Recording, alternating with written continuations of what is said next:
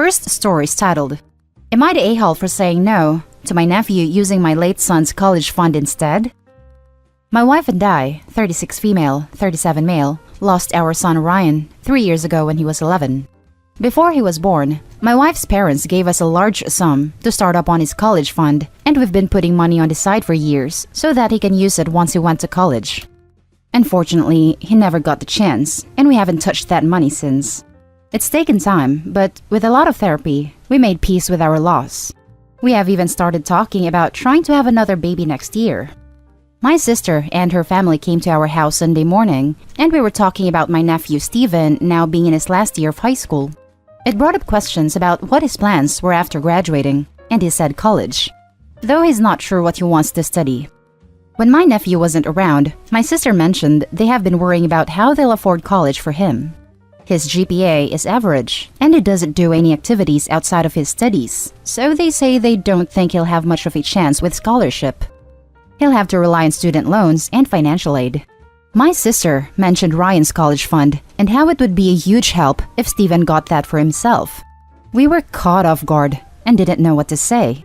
With talks about having a baby, we decided we wouldn't touch that money for now and had to tell her no. We explained we're sure if we want to use that money for future baby expenses or if maybe that will be our child's college fund to use in the future. My sister became upset and felt it wasn't fair we were keeping this money all for a hypothetical child when my nephew is an actual living person who will benefit from it. She said we won't struggle financially with a new child since we both earn a good income and we can always save more money. Which is true, but there's no guarantee we'll always be making the same income with the state of the world, and at least that money's there now. She kept pushing this to the point where it was becoming an argument. What struck a nerve was when my sister said, "It's not like anyone else is using that money right now."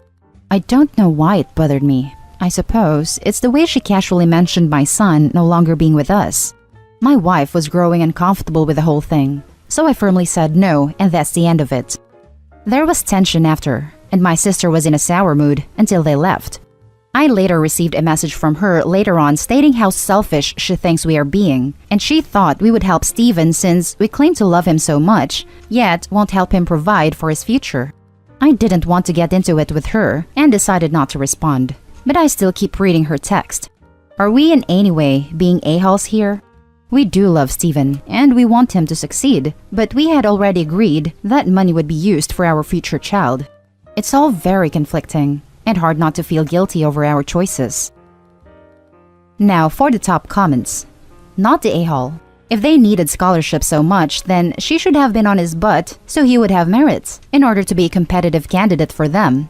Her plan to fund her son's education is your family's college fund? That's moronic and entitled. But also, there are so many different scholarships that he could apply for. Discover has tons for like $1,000. That would help, that I find it hard to believe he couldn't get any. Not the a-hole. Imagine being this entitled that you feel like you can stake a claim to a dead child's savings account. Do not, I repeat, do not give them any money.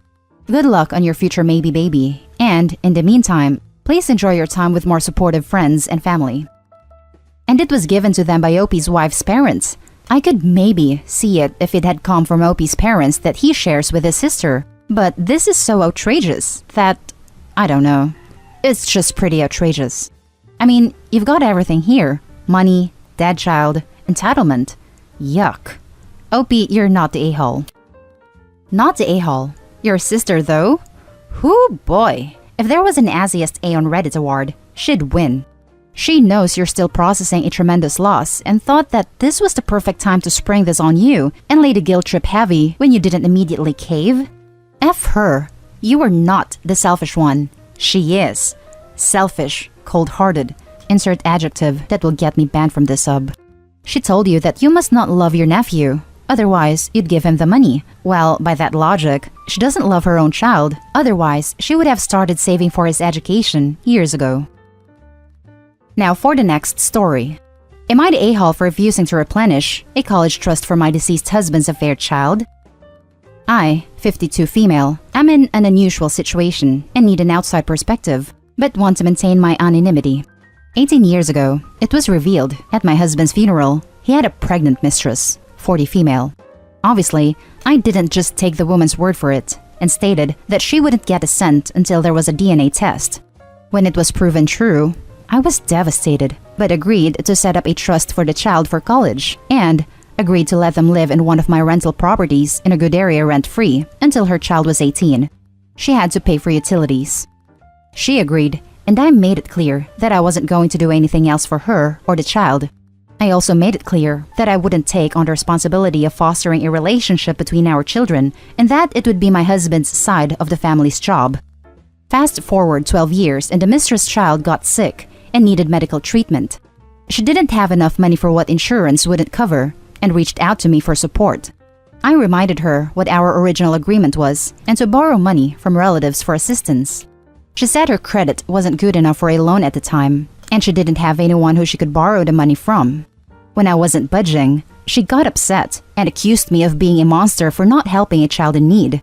I reminded her that I already helped her child by setting up a college trust, but she could use some of that money for the costs if she really needed it. She agreed, and her child pulled through. Now that the child is 18 and intending to go to college in the fall of 2021, the mistress reached out to me about the trust and was upset when she found out that the amount was much less than what was originally agreed upon. I reminded her it was less because some of the money was used for the medical bills and that I never said I would put the money back in. I also informed her that I was going to start charging her rent the following year and she would need to pay or move out. I didn't care that she was upset because I was always straightforward about the situation. But now my mother-in-law and sister-in-law are starting to say that it's unfair to the child. I don't see it that way because the mistress had at least 6 more years to figure something out. So, am I the a-hole? Edit. Thank you so much for giving out your opinions and advice so far. However, I do see some reoccurring comments and questions, so I wanted to give more info just in case it changes your stance. 1. I am an American, and I live in the United States. 2. My husband and I were in our 30s, and he died in an accident, so there was no will. We were strong middle class but not rich. My husband had a life insurance policy that named me as a primary beneficiary and then our children, a house that wasn't paid off yet, $20,000 worth of his own savings, and 2 cars that was both in our names but also wasn't paid off at the time of his death. His mistress could have sued, but it wouldn't have been much. 3. The rental property that I let her stay in was an inheritance from my side of the family that was solely in my name, so my husband had no legal ownership of at the time of his death. 4. My mother-in-law and sister-in-law don't know the full details, but they know I have enough money to the point where I could pay for the mistress' child to go to a decent 4-year school and not miss it, even during this pandemic. They, on the other hand, can't. Edit 2. Also forgot to mention that because my husband died in an accident, that I got some money for that too. Now for the top comments. Not the a-hole. Blows my mind how much family members love to say it's unfair when they're not willing to lift a finger to help. Every time anyone mentions it to you from now on, you're more related to her than I am. You pay. Literally, just repeat yourself. Expected to pay for the mistress' kids' college. Unbelievable. The mistress had a deal with you where you allowed her to live rent-free in a property for 18 years while she only had to pay for utilities, and agreed to put money in a trust only once, and you didn't give her agreement to replenish it if she, by any chance, need to use that money. She probably got more money than she would have gotten if she had went after his estate at the time of his death. If they're so keen on supporting the affair child through college, they should not expect you to. Also, I guarantee now that she no longer gets free rent. She will probably end up moving, or you have to evict her due to non-payment of rent. Edited post for more info. Also, she lived 18 years rent-free. Seems to me that mother-in-law and father-in-law think that their precious baby boy did nothing wrong and that his widower has to pay for their equally precious baby grandchild to go to college. OP already gave the mistress a lot more than what she deserved. If the mistress wants money, she can take it up with the mother-in-law and father-in-law since they're so effing interested. 18 years free rent and a college fund when OP has 0 obligation to this child? Wow, this woman is generous AF. Because if it were me, I would have never agreed to a DNA test and told her to kick rocks. That's just me though, and I would have told mother-in-law and father-in-law to deal with it if they really want the child to be taken care of.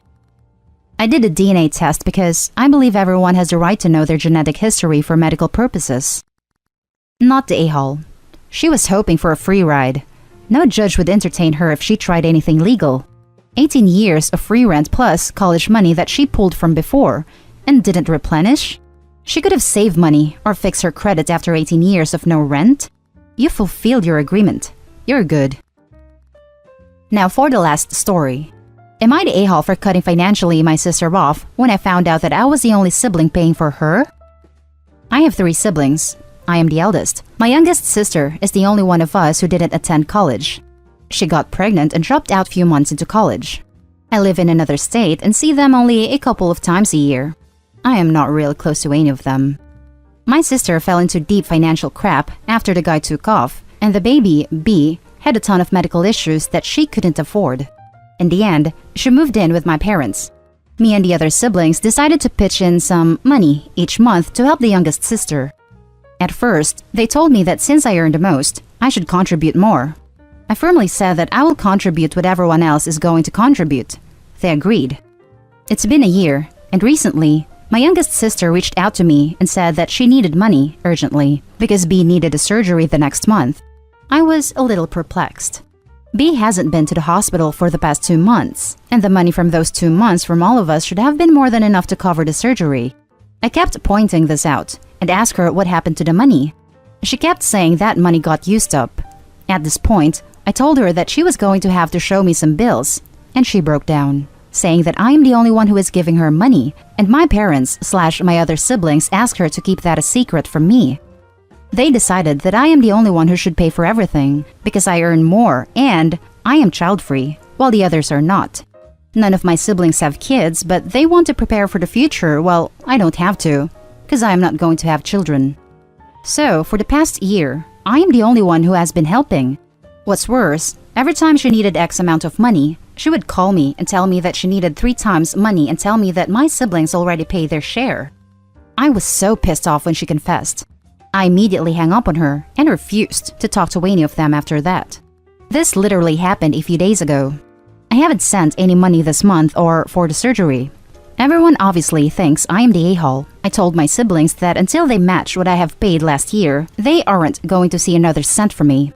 My siblings told me that they cannot afford that much right now and begged me to continue paying or, at the very least, pay for another year so everyone can figure something else out. I refused to. Am I the a-hole here? Now for the top comments. Not the a-hole. There are resources she could apply for. The entire family except for you are the a-hole. Exactly. She expects her siblings and parents to pay for everything. I get that it's hard having a sick child, but she needs to apply for every benefit she can get. To be fair, she may have. I hear medical bills are crazy in some places, and often benefits don't even get you to the poverty line. Not the a-hole. Clearly, they were running a game on you. That's really quite crappy of your family. I understand the baby has medical issues. Maybe that's part of the issue here. But why wouldn't you pay for a nanny so she could go to work? Your whole family is creating an environment of dependency instead of helping your sister grow. One day, your sister won't have a baby to take care of anymore, and she won't have any work experience either. If you give her another $1, let it be for childcare, and let her figure everything else out on her own. It's not Opie's responsibility to pay for a nanny. Not the a-hole. What the hell is wrong with your entire family? This reminds me very much of this AITA thread from the past summer, where one of the non-paying siblings in a similar family, underperforming child gets bankrolled by better-off sibling who is being deceived by their selfish sibling's level of participation, wanted to go tell her brother to pay up after he cut off the money spout. Opie, you are not the a-hole, and nobody will blame you for putting all these people in low to no contact. They're ticks trying to suck your blood. There's no benefit to you. You'll only be weakened and sickened, and they'll keep sucking until you're used up. And that's the end of this video, folks. As always, leave a comment and hit like and subscribe. And if you want more of this content, turn your notification on to get updated on the latest videos. And I'll catch you in the next one. Stay safe.